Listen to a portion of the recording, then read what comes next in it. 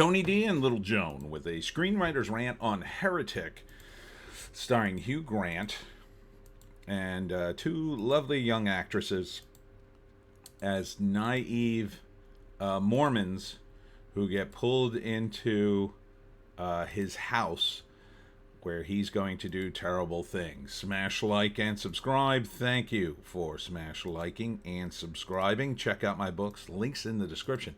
Comedy Horror in South Jersey. It's the Pineys, books 1 through 14, available at Amazon.com. Don't forget, Kindle Unlimited is free. So, this is one of those killers who plays a sick game, and he's rigged his whole house. This looks eerily similar to a famous killer in the 1800s who created sort of a maze of death where he would trap his victims and then hunt them down or corner them. So it's called Heretic. It feels like a here's his maze. Feels like a condemnation of religion. They're gonna mess with the Mormons in this and basically show you how hypocritical they are, or not. I mean, it's possible it goes the other way. I think they'd be better off going the other way, and the characters escape due to their faith. Here they are meeting. Again, with regard to serial killers, most of them are not very charismatic from what I've read. Like Ted Bundy and a handful of others were the exceptions to the rule, but it's not like totally out of the realm of possibility. But again, like this constant focus on serial killers in movies always, I just wish they'd come up with something else. He seems like a serial killer. I mean, only a crazy lunatic serial killer, I think, would trap his victims in a house and then, torture them for 90 minutes and then try to finish them off. They also play, this follows the pattern of Hollywood where they get an old nostalgic song. This one is All I Need Is the Air That I Breathe, which I guess is probably an allusion to him suffocating them or trying to. So I that's something I don't like in a movie like this, because you're kind of tainting perfectly fine song that had nothing to do with horrible murders and using it just for nostalgia bait, I guess. But these songs have gotten so old, these hit songs that Hollywood has access to. It's like somebody said in the comments a few weeks ago, I was saying that one of the movies took place in 2009. Why don't they use 2009 music? And everybody went, there is no good 2009 music that anybody remembers. And I kind of went back and looked, and I was like, yeah, there's not really any super memorable songs here.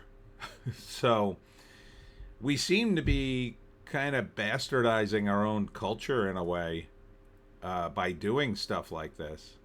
Not that Hollywood would care. I mean, I wouldn't expect them to care, but I can't imagine somebody who this movie would be aimed at, usually teenagers, would remember that song at all unless they caught it on some oldies station, at random while they were driving around, maybe with their grandparents at this point. I mean, I know the song. It's even older, too old for me. So not that I'd want some 2024 hip-hop song or whatever on this, but just seems kind of by the numbers. But I mean, there is an audience for this, so have at it. Would I see it? Maybe. I like horror movies. Hugh Grant is a decent actor. He's kind of high end to be slumming in this kind of movie, I think. But, maybe I'd check it out. Maybe it would be a little different. Because sometimes with he used to be an A-list actor. He would have, his first sort of foray into this, he would have a lot of sway and like, ooh, no, I want to do something super different here. And maybe it would be because of his acting ability and because he'd have some amount of input, and the script he chose is actually unique. So I do hold out some hope that it's kind of a bit of a different movie and not just a slasher slash serial killer slash bashing religion for 90 minutes. So could be good. All right, so first act, these girls, these naive young girls, are out trying to spread the word of Jesus. No one's listening to them. And then they get to Hugh Grant's house out in the middle of nowhere, and he seems affable and nice, and he invites them in because he says his wife is making a pie. And they say, oh, we're not allowed in unless there's another woman in the house. And she's, oh, my wife's inside. So they come in, and they can smell the pie, so that sort of puts their fears to rest.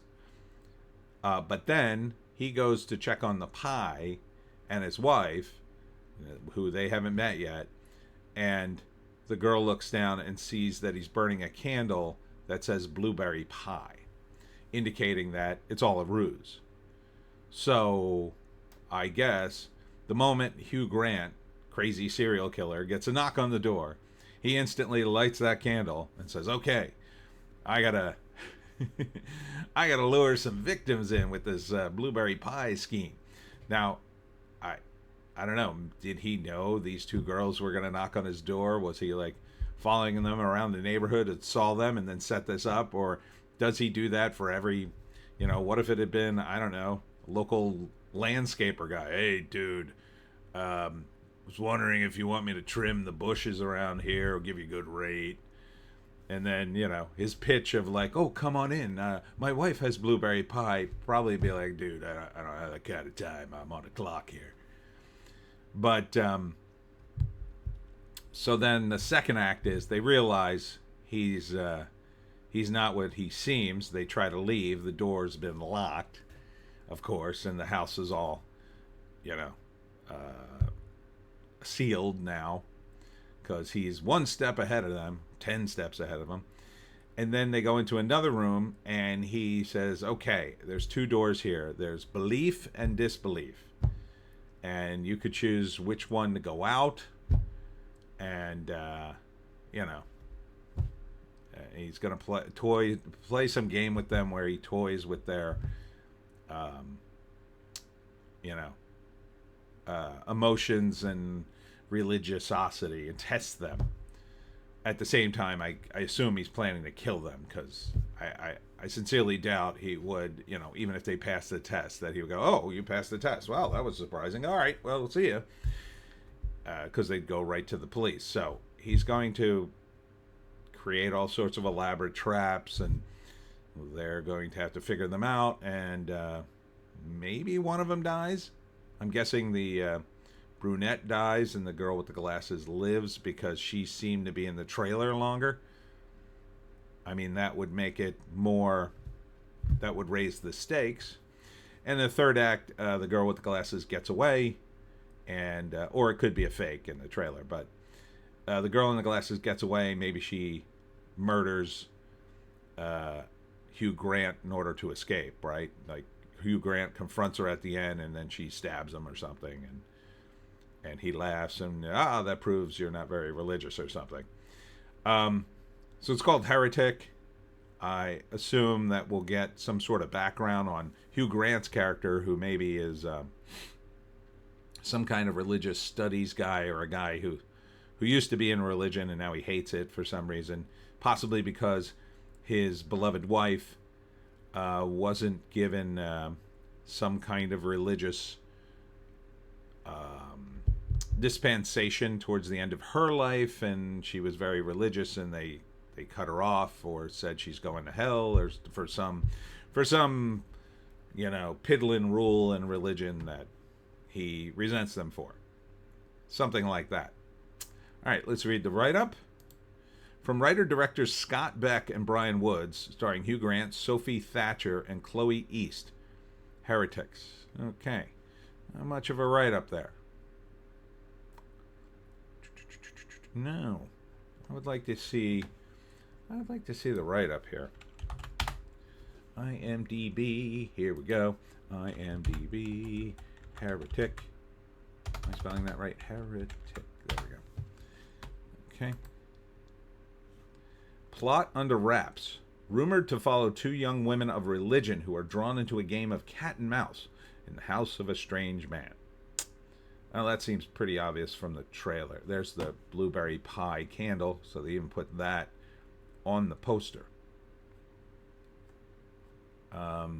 And then they got him in those glasses, which is interesting because they're kind of like they call them the serial killer glasses, that kind of aviator thing look. So plot under wraps. Okay. Seems pretty straightforward though. It's from A24. Yeah, maybe. I don't know if I'd go to the theater for it. I mean, if I was dating someone who's really into horror movies, this would probably get on the list. Don't think it'd be super high. I probably need to hear a review or two about it to see if it's a bait and switch, you know. That's the one good thing critics are for, even the terrible ones. You can kind of gauge whether or not, you know, it's going to be a bait and switch by their reactions, even if they're just relentlessly shilling for it. Then if they shill a little too hard, you kind of know, something up here. But Hugh Grant is pretty charismatic. So it could be very interesting. All right, that's it for me. Tony D. Oh, excuse me. And Little Joan and my allergies. Thanks for tuning in. Tomorrow, nothing. Thursday is Sunrose Books in Ocean City from 11 to 1. Please come to that. I had it down for the 27th of July on my schedule all this time. And it's this Thursday. So check me out for that. Then on Friday, I will be at Crossroad Comics and Collectibles again for the 4th Friday event in Pittman. And then on Sunday, I'm at the Cowtown Showdown Motorcycle Car and Truck Show and Swap Meet. That's at the Salem County Fairgrounds in Woodstown. Thanks for tuning in. We'll see you in the next one.